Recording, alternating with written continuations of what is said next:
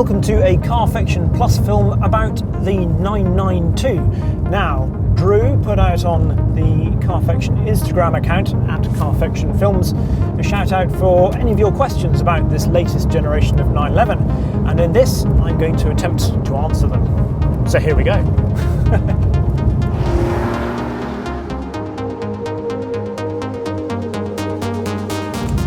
Is the sports exhaust a must-have option? Yes, absolutely. The only cars I've driven so far have had sports exhaust, which you can tell because they're the two big oval pipes as opposed to the quad pipes at the back. And to be honest, you want to drive around the whole time with the sports exhaust on its loudest setting.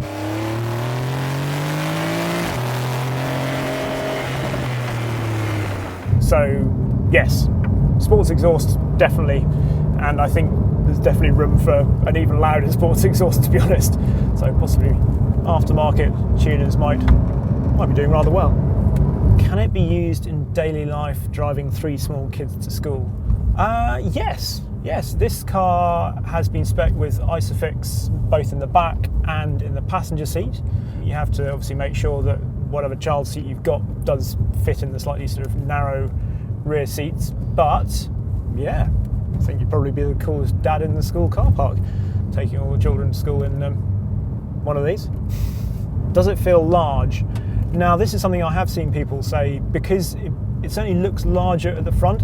I actually don't think it does feel larger, certainly than 991, which is really what you'd compare it to, driving through small villages like this down narrow lanes. It doesn't feel any larger looking out over it, because fundamentally it is pretty much the same size as the 991.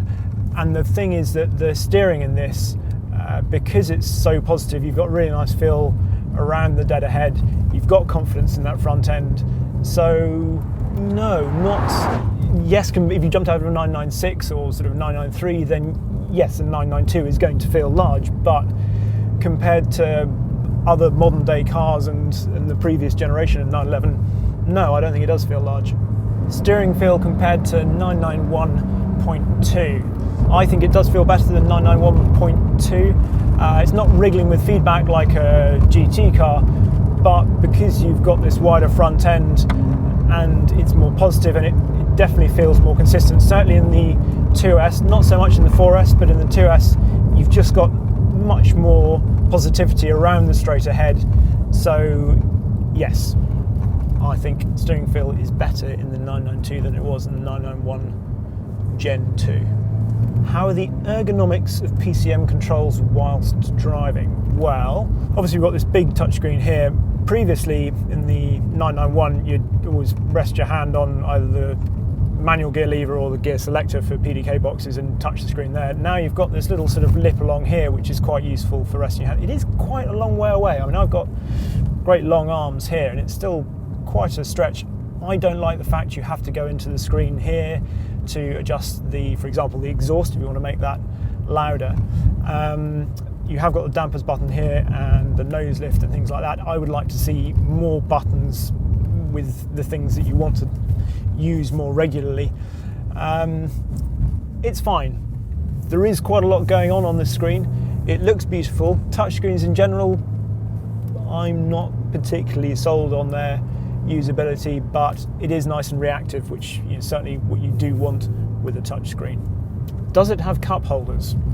Yes, it does. It's got rid of the cup holders sort of over that side and the one that used to sweep out here.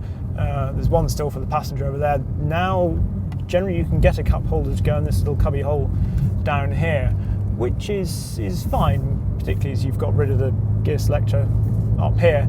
Yeah, I think people will miss the ones up here actually, a little bit. They looked a bit Heath Robinson, but they were quite good actually.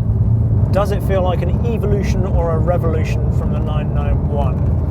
Overall, in terms of handling and the way it goes about its business down the road, I think it feels like an evolution, even though Porsche would tell you it's a revolution. I feel like they've taken everything, as I said in the original review of this car, everything that was in 991 that they introduced, things like rear wheel steer and the turbocharging and the e-pass system, and they've just honed it and made it better for 992. What is a revolution is the interior. That's the big step forward as far as I'm concerned, with all the digital dash and the general look and feel of it in here. It feels much more modern. How is the new digital dash? Well, obviously I'm very pleased we've still got the analog rev counter, because I do think digital dashes, generally speaking, dials that sweep round are harder to read as digital dials. So it's lovely, and it's a very appealing looking analog dial right in the centre. The rest of it, I think, actually works very well. It's nice being able to switch up the other 4 rings, as it were. And this bit of it, yeah, I like it. Does it feel too sterile and not sports car-like? Well, for that I'm going to direct you towards the other film that we've been filming today, which is this compared with the Lotus Evora. So I'll save my thoughts on that for that film. Go and check it out after you've watched the end of this. How does the gearbox feel? Well, obviously we've got a manual gearbox coming, which will hopefully feel better and slicker and nicer than the previous 7-speed, assuming it is still 7-speed, I think it is. In terms of the PDK, it feels incredibly good. PDK for some time now, that's something that certainly was still very good in the 991. This is obviously, I know it's the new PDK box, but it feels just as snappy as before.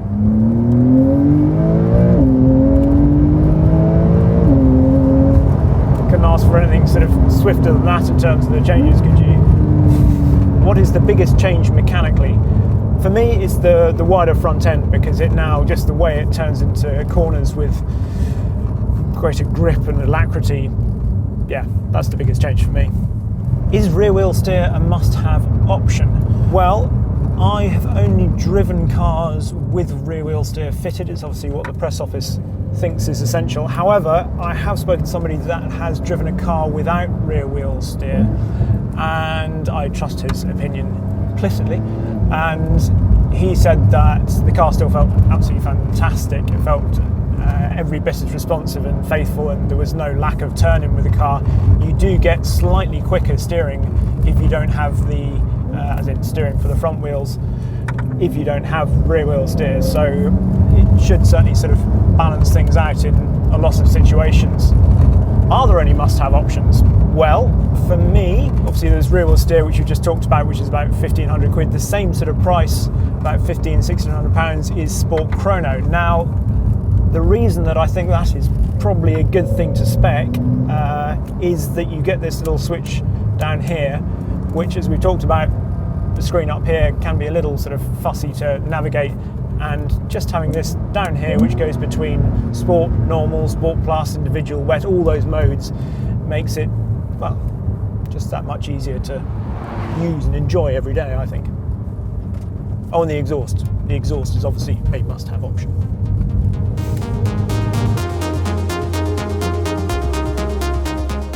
Hopefully that answered a few of your questions. I'm sorry if we didn't get to all of them, but I think I covered most of the questions that are asked, even if it wasn't specifically your one that was answered. If you're thinking, why didn't he mention that? Well, why didn't you ask it on the Instagram account? When we do this again, make sure you put a post up next time. We'll try and do this again with another car. It's quite fun, I like doing this.